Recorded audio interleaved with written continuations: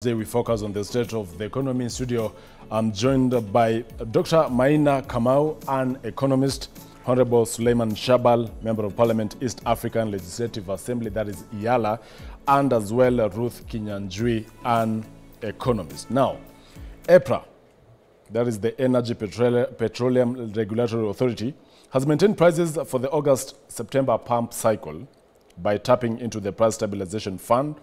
The super petrol will now maintain at 188 shillings and 84 cents per litre, diesel 171 shillings and 60 cents per litre, and as well kerosene 161 shillings and 75 cents per litre. The road maintenance levy has still been maintained at 25 shillings. Remember, there were issues surrounding that on how it was hiked from 18 shillings to 25 shillings.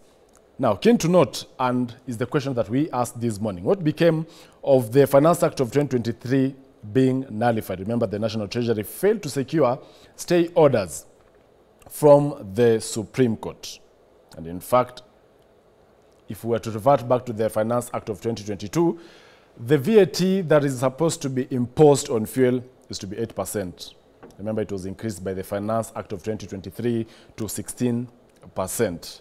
Ruth, you know, when court orders are out, or the appellate court has actually declared that the Finance Act of 2023 is unconstitutional, how soon should we revert to the, the Finance Act of 2022? And during this period, remember, we, even according to the ruling, we could not be refunded. But now that already the court ruling is out here, why not refund so that we even have, cheaper fuel that maybe could make the economy more vibrant? Thank you so much. Of course, the government will not be keen, especially to the things common mwananchi will not identify. I'm just sitting here as you're mentioning 8% and a double increase to 16%, and I'm wondering, why didn't we go to the streets last year, for the Finance Bill 2023? As you on the streets. Exactly. Because clearly the issue of increasing taxes started a long time ago. And I say that because fuel could be cheaper right now, because if you remember the issue of subsidy and stabilization and ensuring the whole story about the demand and supply of oil, and actually this is something the president had was really keen when he was coming on board, especially because of subsidization that was in the previous regime, and that is one thing that he was keen in regularization, especially in his term. I think looking at the double taxation and even increase of the levies from 18 shillings to 25 shillings, I think still was was very high. It's still very high. That coupled with what had been proposed in Finance Bill 2024 of 2% on motor vehicles, which was to be paid through insurance, actually you can see how punitive it was for anyone who was owning a car. And even right now, the prices that we are getting for fuel, they are still very high, actually. And if the government can come very clear in terms of the right prices of oil, I think even the whole issue of forex is something that can stabilize better, can take the shilling from what we feel like is overvalued from the maybe 130 shillings to around 110, which now should bring the economy to a normal. But seeing that still is not going on, and especially, but also Chacha, we should also know that if there's something that we've also not been very keen in this country, which is another big problem, is also adhering to the law. There's a lot of circumventing. I'm not a lawyer like our governor is, or our then governor is, but I think that is something that is not keen. Let's say the position of the AG will bring some direction, but I can't say that even earlier on that the AG position didn't go vacant immediately. It went actually after demonstration, so there was still some advice. But I'll go to what the former AG said, that his advice were never listened. Why was that? And why do we think that now with the new AG that is going to be different? So those are really a lot of balances, because it's how the advice is going to be taken and the implementation of that. But going on doing the same thing and expecting different results is still going to put this country in a lot of problems. We have, let me just say, we have to take also the bullet, bite the bullet and know the implication. Without taking the implication, because right now we cannot say that the income is lower, because still the things that were happening are still going on. Taxes are still as they were. So if the implication is not there, the government is still not going to feel what is the difference between then and now. And common mwananchi will not be able to know, not unless it's uncovered the way it's being unwrapped in this. Dr. Maina, place. you know, others would argue that sometimes having, you know, less taxes makes the economy more vibrant. And even the court ruling, of course, the Court of Appeal, could it be a blessing to the government that, by the way, you could even revert back to the 8% and achieve more, generate more revenues compared to having it at 16%? Yes, exactly. Actually, I am a strong proponent of lower taxes, because when you lower taxes, businesses are able to have more money to invest. And when you lower taxes at the household level has more disposable income. That means their purchasing power is better, is more. They are able to buy more goods and services, and that by doing that, you are able to steer and stimulate economic growth. So it is a blessing in disguise when actually the Finance Bill 2024 failed, and the 346 billion that was to come from the private sector to the public sector in form of taxes gets to remain with the private sector. And that means those companies that would have given money to the government, now they have that money and they will be able now to employ more. They will be able to expand their investments. If at the household level, then it means those people still have good purchasing power. I look forward to a situation whereby the government will listen and actually implement the ruling by the courts about dropping of Finance Act 2023, because you remember, apart from the VAT being increased from 8% to 16% for fuel, we also saw the issue of the turnover tax coming from 1% to 3%. And this turnover tax is a tax that is charged to the SMEs, people, the mama mbogas who are in business, and they are told that your gross sales, whatever is your gross sales, pay us 3%. Previously, before Finance Act 2023, it was only 1%. If Mama Boga sells 100,000 per month, the only taxes she would pay was 1,000. Now it is 3,000. So if the government is keen in implementing that finance bill, dropping the Finance Act 2023, it is a very, very welcome move. And also, remember, it is the Finance Act 2023 that raised the highest tax band of income tax from that percent to that 5% for individuals. So remember, we said any person earning more than 800,000 per month, any extra income is supposed to be taxed at that 5%, which actually is a bit out of order, because why would you tax corporate companies at a rate of 30% and individuals at a rate of that 5%? So I think dropping that Finance Act to really balance the two to where we were before would be a very welcome move. Honorable Suleiman, is this a blatant disregard and disobey of court orders?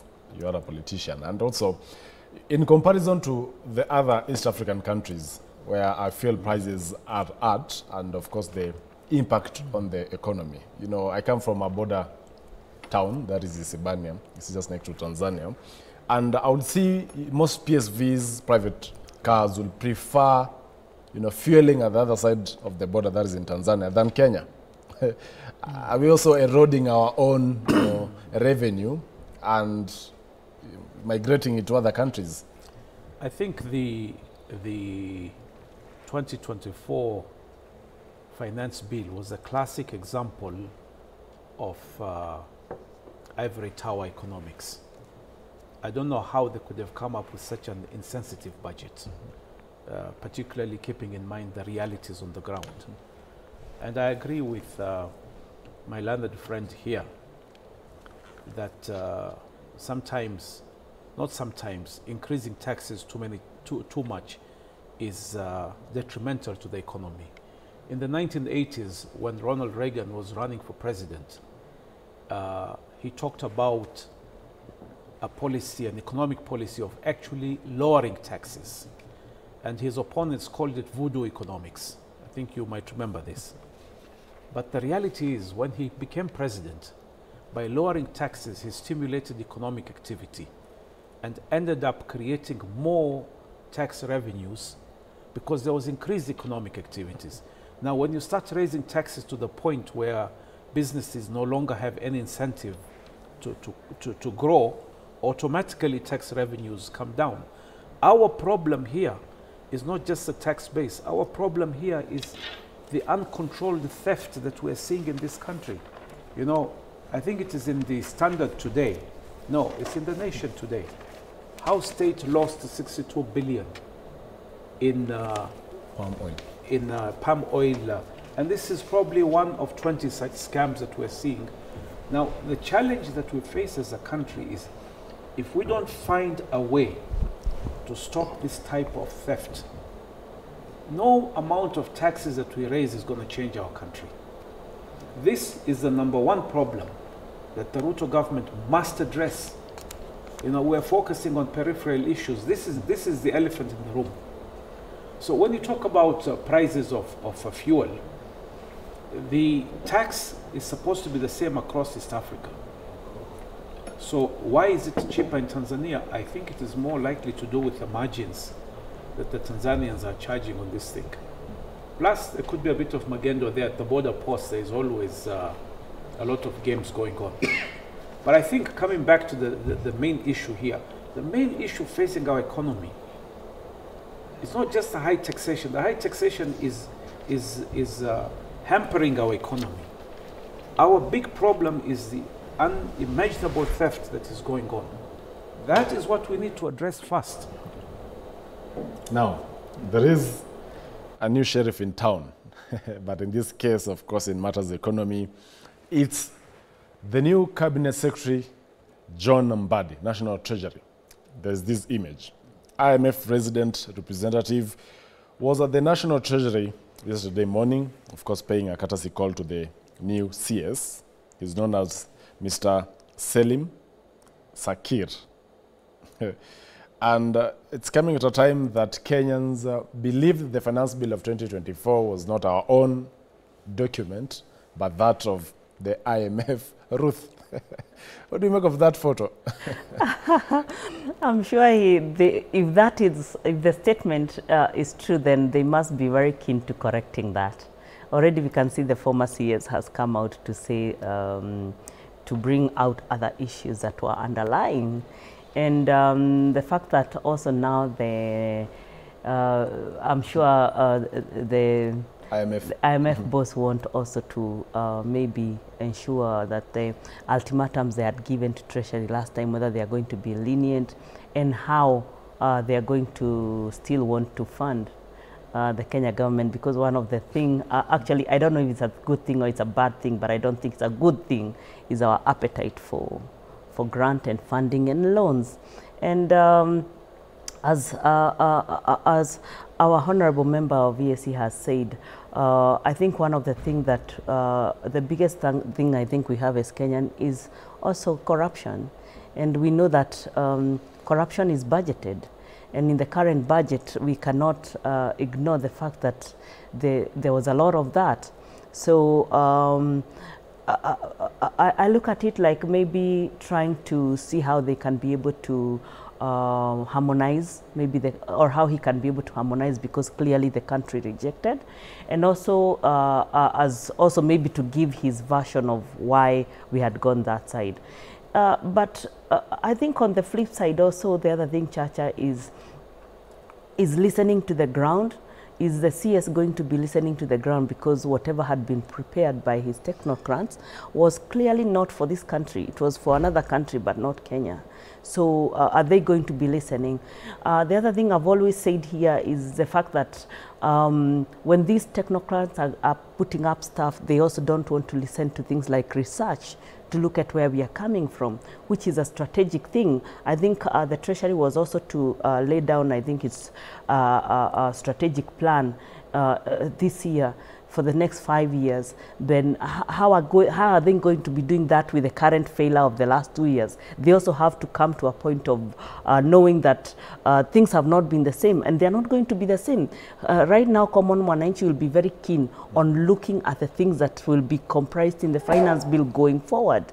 And what that is going to do is going to be the make or break for the president, even in the next re-election, because if there is going to be another noise in another year, then that is going to be a big thing. So this harmony needs to look like it is working, because if it doesn't work, then it's going to bring this country to a delay and going to be a big problem. Dr. Maina, in terms of originating even money bills, tax proposals, where should they come from?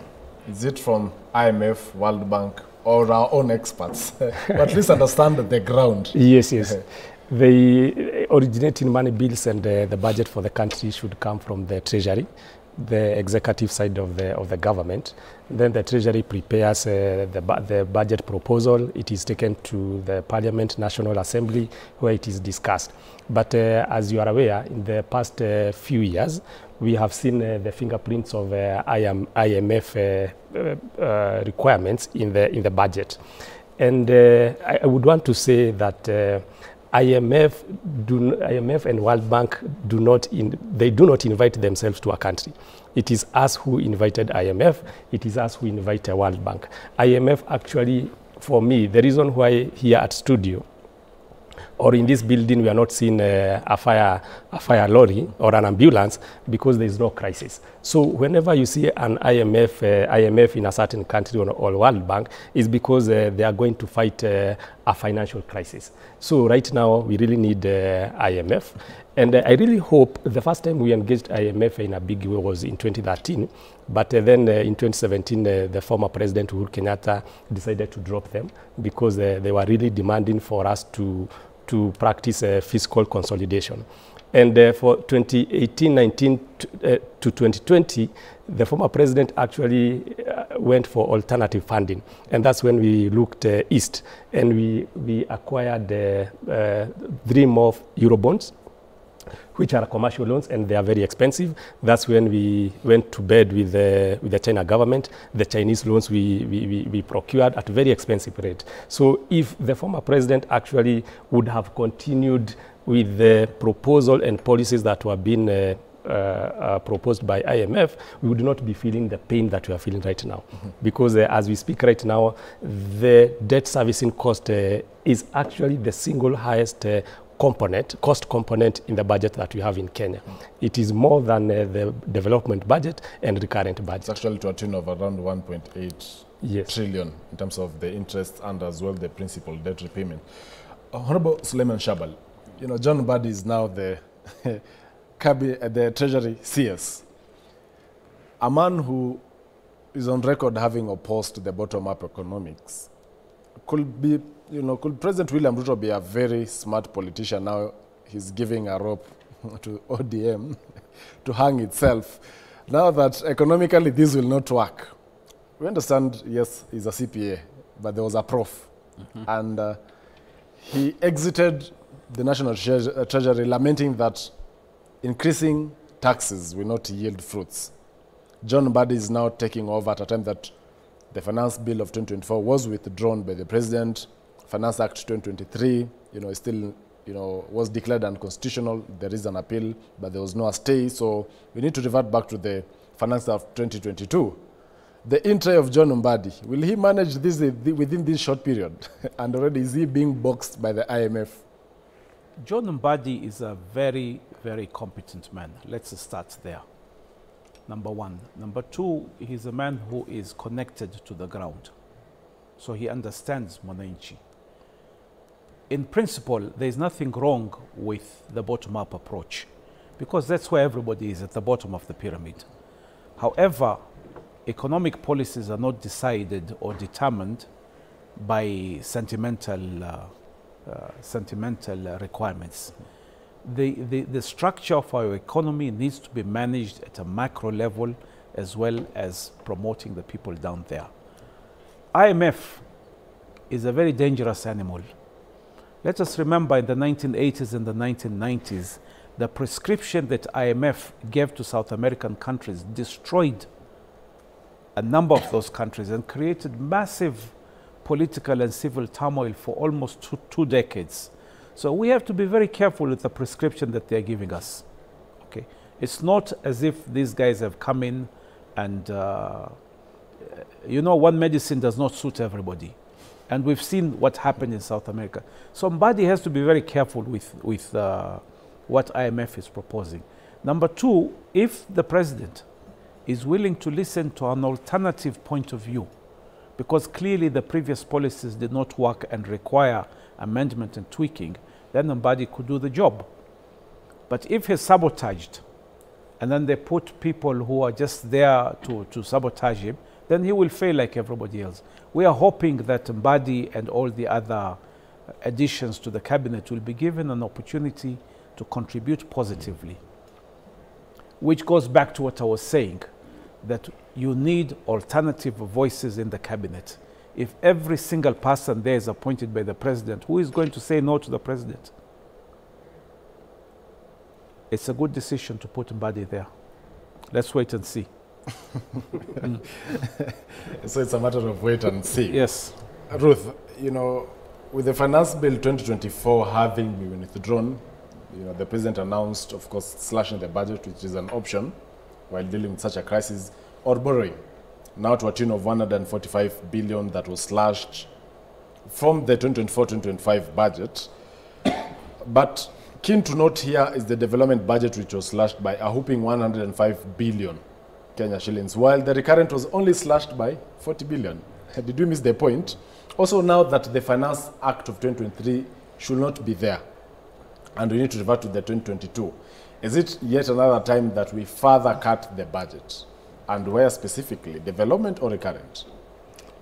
I think one of the biggest problem we've been having with the recurrent especially is because of devolution and money especially that has to be sent to counties, and also the noise that comes with it as well. That is one thing. The other thing that is also in that budget is also the wage bill, which is a huge whipping thing, and that has accumulated over the years due to political changes, and which changes don't revert to the normal after succession to another government. And the other thing is that one thing that has always been said is that a government is a good employer. Once you are there, you are comfortable, and you don't really have to be so much efficient as long as you are showing up and you can be able to do other things. So that recurrent has a lot of work to be done. And maybe my fellow CPA, Honorable C.S. Bundy, is going to bring some of these changes, or we are going to see him forward some of these changes that needs to be dealt with, especially when it comes to specific budget. On development, I'm looking at the previous two governments, and one of the things that my fellow CPA has brought very clearly here is the issue of why we are having the problems we are having right now. If you look at during the 20 years ago, or during President Kibaki's time, there was a lot of concentration with the development bit, which came at a very high cost during the previous President Uhuru's time, and due to the few strategy that we changed, especially on picking very expensive loan. And that really constrained development. When you come to the current year, or the current term, I'm looking at it could be informed differently, because maybe what we need right now might not be as much as development like as it has been done in the last 20 years, because infrastructure has been dealt with a lot of for the last 20 years. Right now, what the government needs to do, especially with the limiting fund, is a spurring of economic development through the private sector, ensuring that the private sector is vibrant enough for it to be able to collect enough taxes for development in the future. I think for it even to collect more revenue, because with more taxes, it's killing the private sector, which has been actually hand-holding the economy for the longest. So it could be a win-win, but we're still looking for the direction that it's going to head, especially the fact that pronouncement of the law for those previous two finance bill has not come out very clear, and where we should be having the foundation for that. Allow me at that juncture to now take a short commercial break, but I invite our viewers, of course, to keep sending in your feedback via social media platforms at K24 TV, at Joel Chacha, as well on our SMS and WhatsApp numbers on this conversation on the state of the economy. When we come back, I'll be sampling some of your feedback, but as well reviewing other matters on the state of the economy. We'll be right back after this short commercial break.